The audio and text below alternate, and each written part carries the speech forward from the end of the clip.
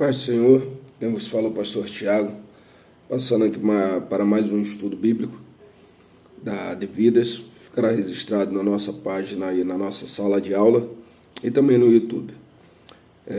O propósito desse estudo é registrarmos um conteúdo de qualidade, acessível, simples, de linguagem extremamente fácil, para que possamos adquirir e absorver a compreensão, ainda que parcial, do que as Sagradas Escrituras têm a nos oferecer em dias tão difíceis, onde temos tantas informações em que muitas vezes não contribui para o amadurecimento, fortalecimento e a edificação da nossa fé. Então, nesse primeiro vídeo em que estaremos aqui compartilhando e refletindo sobre ele, estaremos a meditar sobre o livro de Efésios.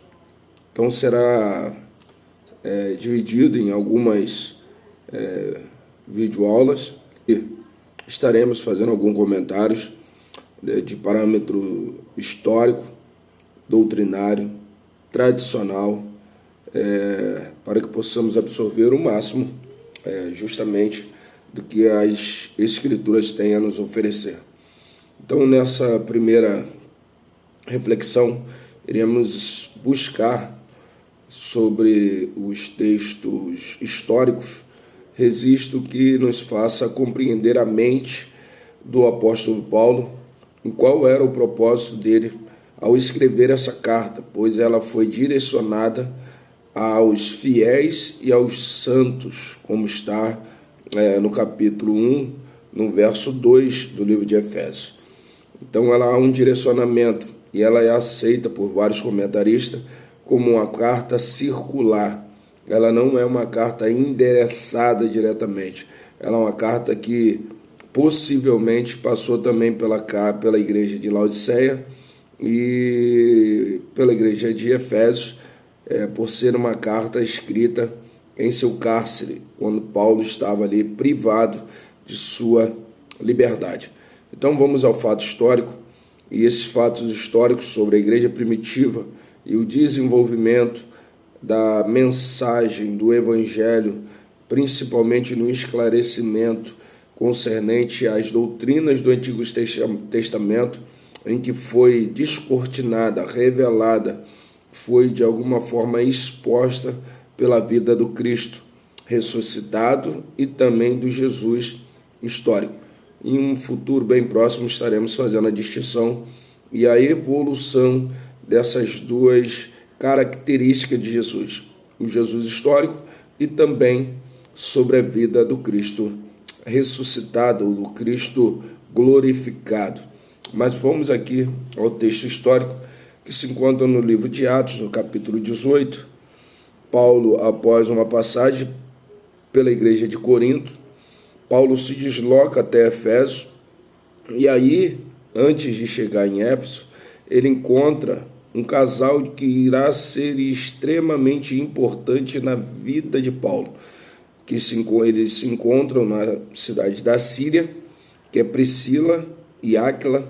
Sabemos muito bem o contexto e como se desenrolou as experiências vividas por esses três, pois eles tinham algo em comum, que era o ofício da confecção de tenda, que era a profissão em que Paulo desenvolveu após a sua conversão, e talvez ele já tenha ou já tinha esta habilidade anteriormente.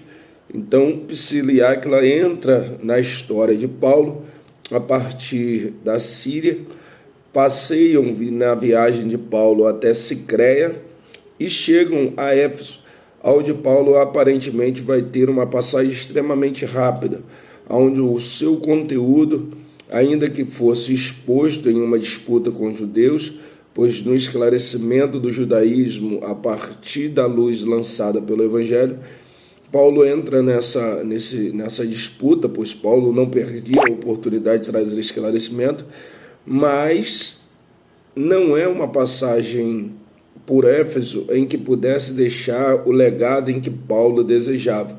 Mas ele deixa ali naquela cidade, está registrado no capítulo 18, no verso 18 e 19, e no verso 20, há uma contextualização onde os que ali estavam e por um curto período em que ouviram Paulo compartilhar da reflexão à luz do Evangelho, pedem a ele para que ficasse por ali mais algum tempo.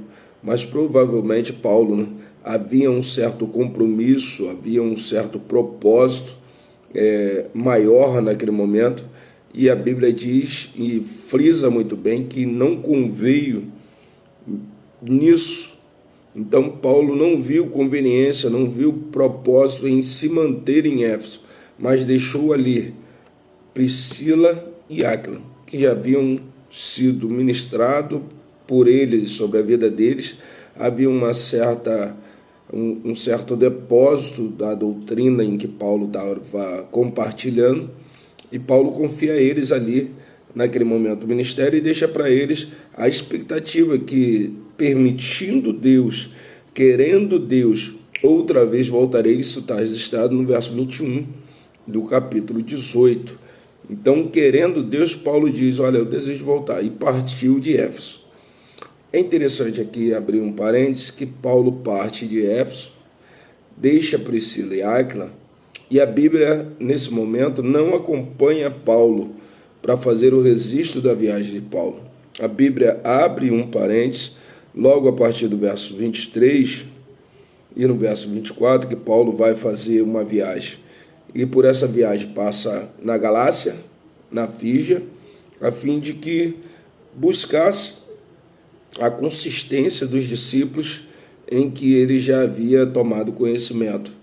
E aí a Bíblia abre um parênteses no verso 24, que vai apresentar a nós um personagem, vai apresentar a nós um indivíduo que vai participar de uma experiência em que provoca Paulo a tomar uma atitude, mas não na igreja de Éfeso, mas na igreja de Corinto.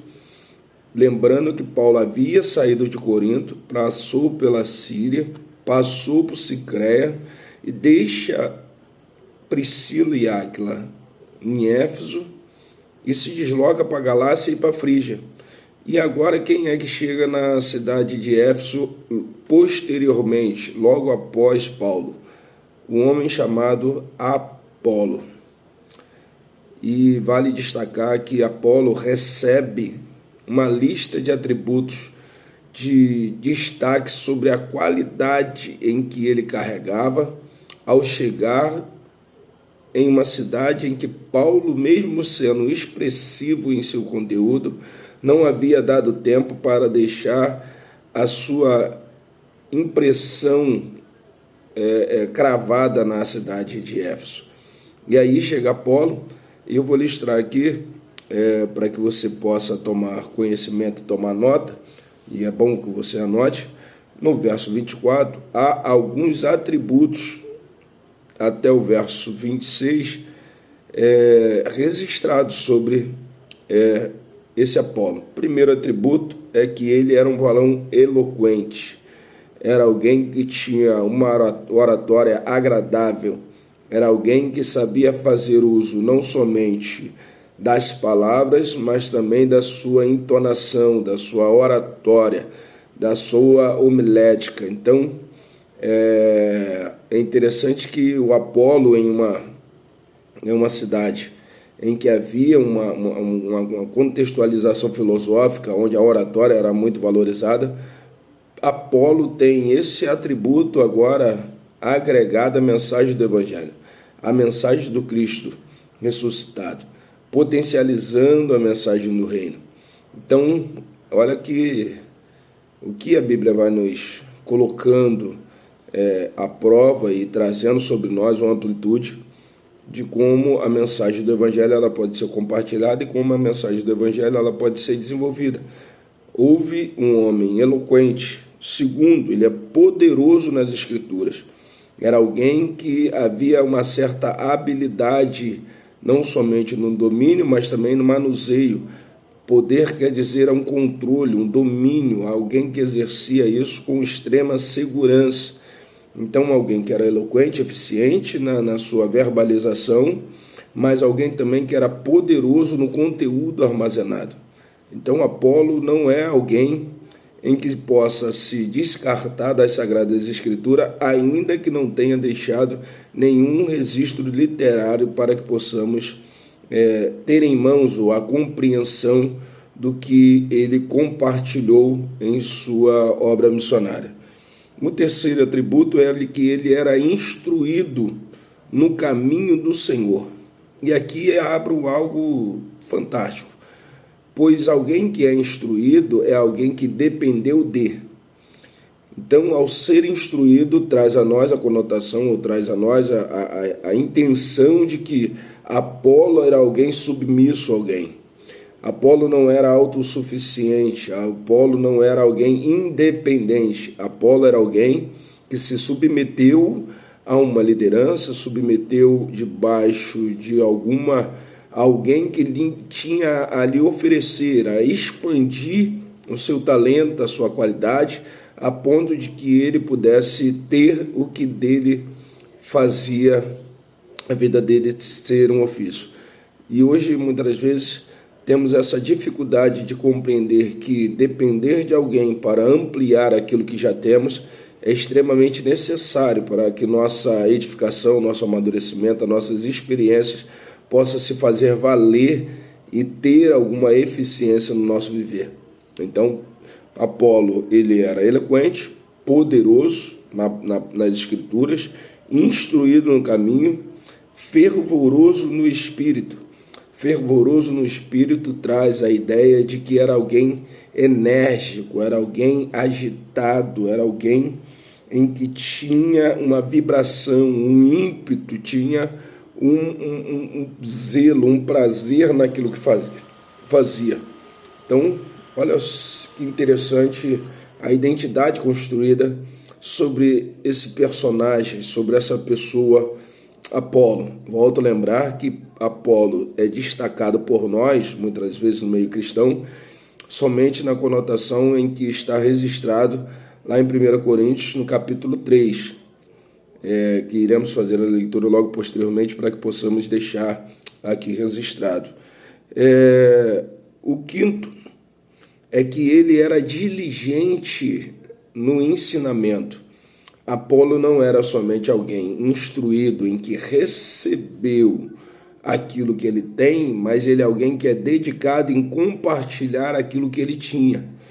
Então esse relacionamento, essa mutualidade entre uns e outros, se não reter, mas sim de compartilhar voluntariamente de Apolo, é algo que só pode ser brotado principalmente do Evangelho e de alguém que tem um coração devoto e dependente de Cristo. E essas características de Apolo vai construir sobre a vida dele uma liderança em que Paulo não tem a pretensão de desconstruir e nem a pretensão de exercer algum ciúme ou de disputa.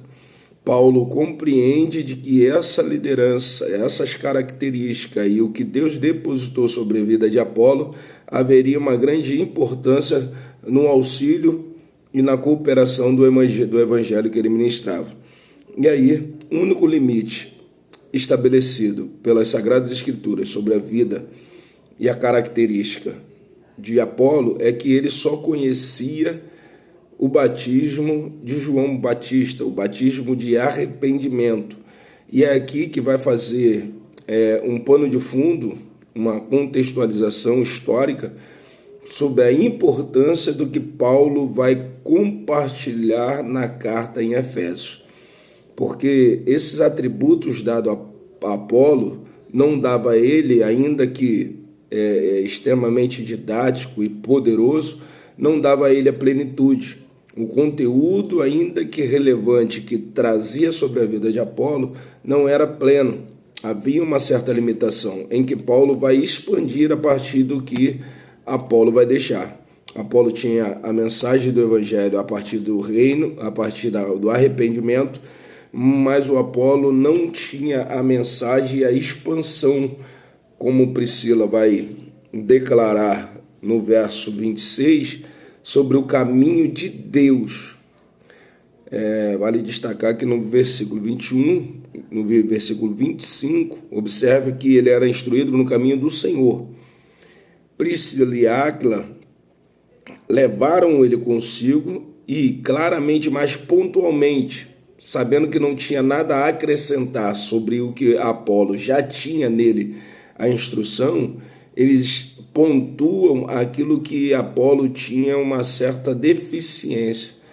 E aí pontuam para ele o caminho de Deus. É uma expansão espiritual, uma expansão sobre a dimensão transcendente, uma expansão sobre um caminho e uma atmosfera espiritual. E é interessante que a gente vai observar isso na abertura do livro de Efésios, em que Paulo vai fazer que nós somos abençoados com toda sorte de bênção nos lugares celestiais em Cristo. Então, Paulo traz à tona essa atmosfera espiritual para que possa ficar notório de que o limite em que Apolo havia apresentado tinha algo a ser adicionado, acrescentado, não para desfazer, mas sim para agregar, para somatizar aquilo que Apolo havia contribuído. E por que isso? Por que Paulo e Apolo eles se completam nessa doutrina, a carta em Efésios, que Lloyd Jones vai deixar de que não podia e ele não tinha como fazer uma exploração menos do que a carta propôs diante da sublime e da majestade deixada registrado por Paulo, onde alguns escritores dizem que talvez foi o clímax da doutrina paulina. Então, olha aqui, algo precioso nós temos na mão. E por quê? Paulo e Apolo se completam. Porque a Bíblia vai dizer no verso 28 do capítulo 18, lembrando que nós estamos aqui pontuando os fatos históricos a respeito do livro de Efésios. Porque com grande veemência convencia publicamente os judeus, mostrando pelas Escrituras que Jesus era o Cristo.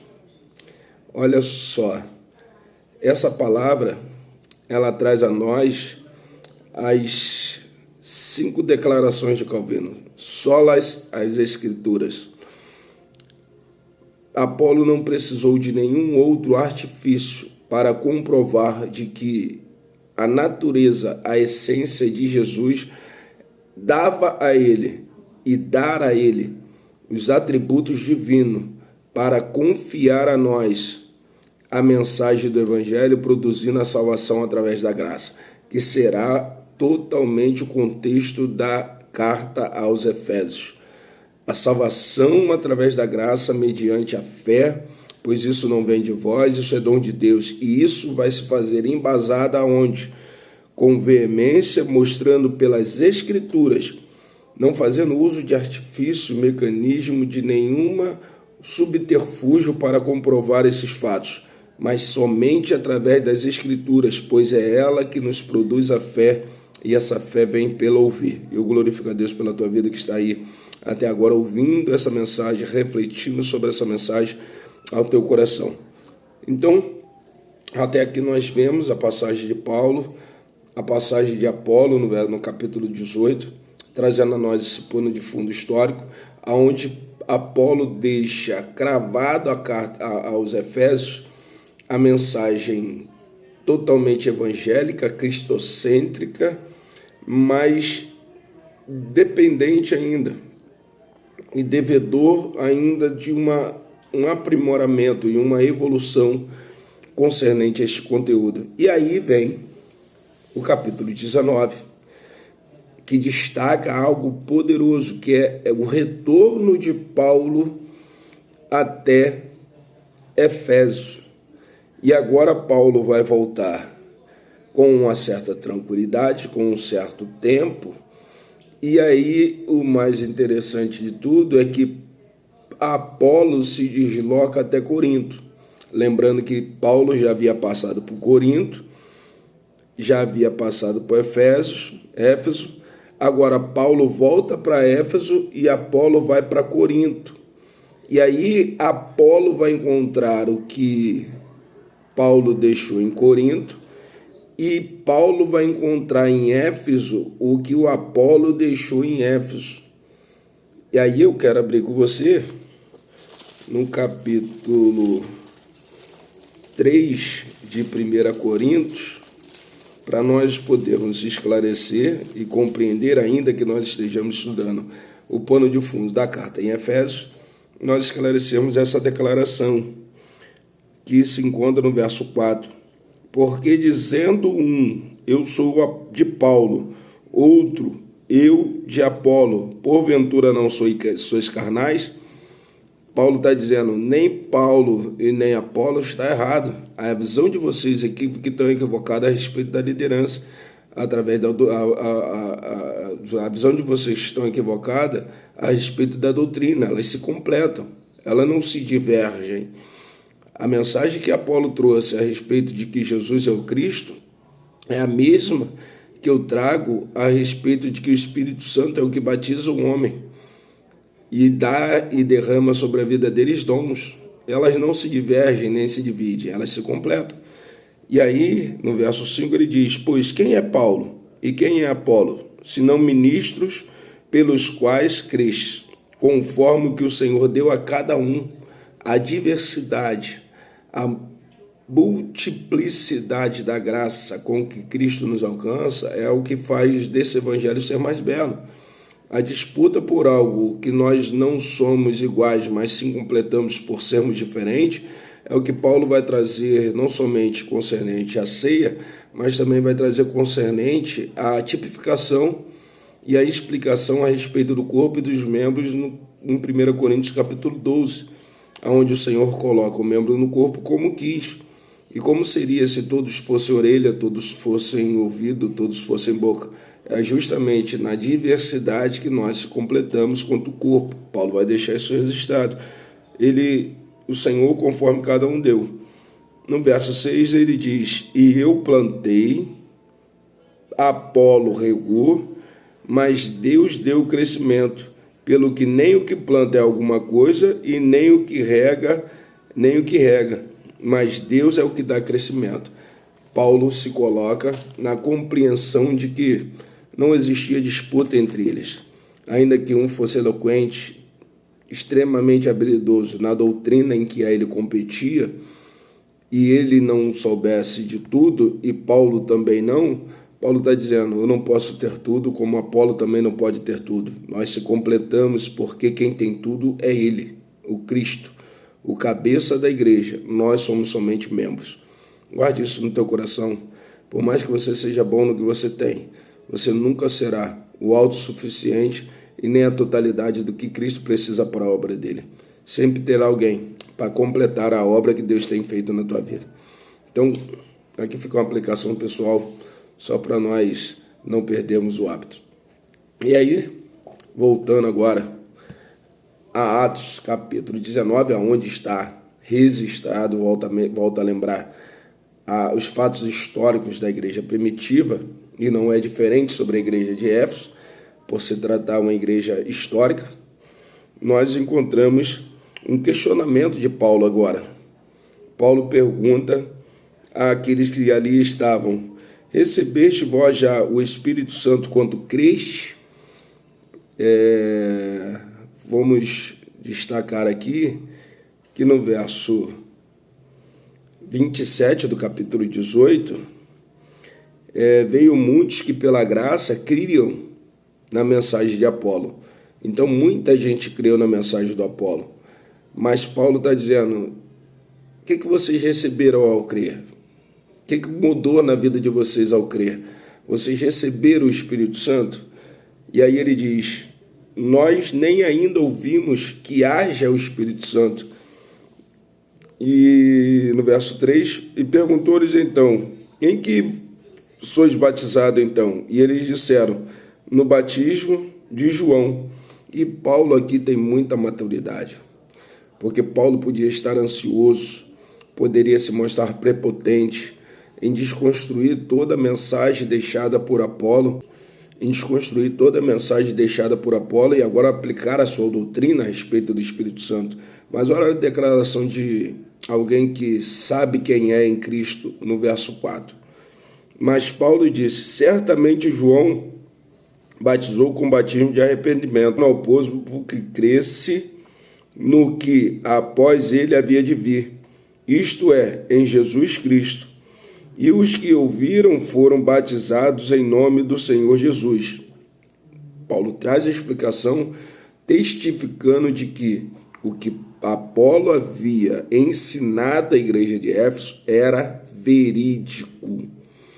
Paulo traz a contundência e a afirmação de que o legado e o conteúdo compartilhado por Apolo era extremamente legal, lícito, de que pudesse depositar sobre ele a confiança. Não traz contradição, não traz controvérsia. Paulo testifica aos crentes e efésios que a mensagem de Apolo era extremamente autêntica. Pense nisso. No verso 6 ele diz: e impondo-lhes Paulo a mão, veio sobre eles o Espírito Santo, e falavam línguas e profetizavam. Estes eram ao todo uns 12 varões. Paulo não prega nada. Paulo não ministra nada. Paulo só testifica, só completa a obra em que Apolo já tinha semeado. Paulo agora vem somente regar. Irmãos, essa carta a Efésios, o histórico dela traz a nós uma profunda liderança, uma profunda maturidade à liderança, à sua vida cristã. Se nós compreendermos e construirmos as nossas atitudes, o nosso molde, o nosso conduzir e o nosso pensar quanto coletivo, em que nós somos somente cooperadores desse evangelho. Nós não somos nada se não for por ele, para ele e nele. Porque Paulo, quando testifica de que o que Apolo havia deixado era o suficiente, Paulo somente impõe as mãos. Porque Apolo não fez por maldade e nem por negligência, é porque ele não tinha conhecimento desse fato. Mas Paulo, tendo sobre ele o conteúdo em que poderia agregar aquilo que Apolo já havia deixado, não traz uma disputa, somente traz a ele a confirmação e compartilha o que nele havia. Isso é muita maturidade. E essa carta aos Efésios vai ter essa profundidade, essa dimensão extremamente pujante em seus escritos, registrado em 6 capítulos. E aí, para nós encerrarmos, no verso 8, Paulo vai dizer: e entrando na sinagoga, falou ousadamente por espaço de 3 meses, disputando e persuadindo a respeito do reino de Deus. E aí, apresenta agora um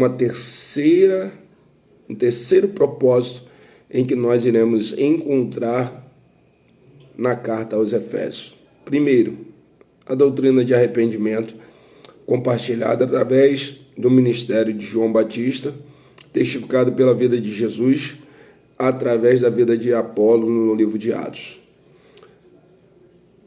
Na mentalidade de Paulo, tem agora a doutrina do Espírito Santo, os dons espirituais, que irá levar a igreja de Éfeso a uma dimensão espiritual. E agora Paulo está dizendo, já compartilhado essas 2 fontes, essas 2 doutrinas, precisamos mergulhar em um nível mais profundo, aonde é o reino de Deus. E aí, só para deixar um gostinho para que você possa assistir os outros vídeos, aí nós compreendemos quando Paulo diz no famoso Efésios 6, que a nossa luta não é contra a carne, nem contra o sangue, mas contra potestades e principados e dominadores. Paulo está aqui fazendo uma distinção em que não há somente o reino de Deus, há um reino das trevas. E qual é a nossa responsabilidade na compreensão do reino? Pois muitas das vezes achamos que o reino somente é atribuído sob bênção. Não temos nele dever, não temos nele responsabilidade, porém temos muitos direitos, mas também temos deveres. E o livro de Efésios vai trazer a nós justamente qual é a nossa responsabilidade.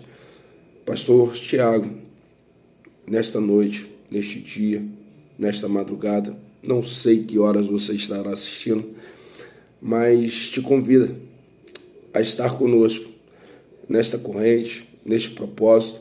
A minha oração é que Deus me dê e me conceda a oportunidade de não ficar somente nisso, mas iluminar minha mente, meu coração e preparar o teu para as sementes que serão lançadas através desses vídeos, onde do fundo do meu coração, durante alguns anos lecionando, tenho o desejo de compartilhar com vocês um conteúdo que venha edificar, venha facilitar o seu acesso a um lugar em que Cristo pagou com um profundo sofrimento, mas nos trouxe o privilégio de podermos entrar no reino da tua graça e sermos transportados das trevas para o reino do seu amor.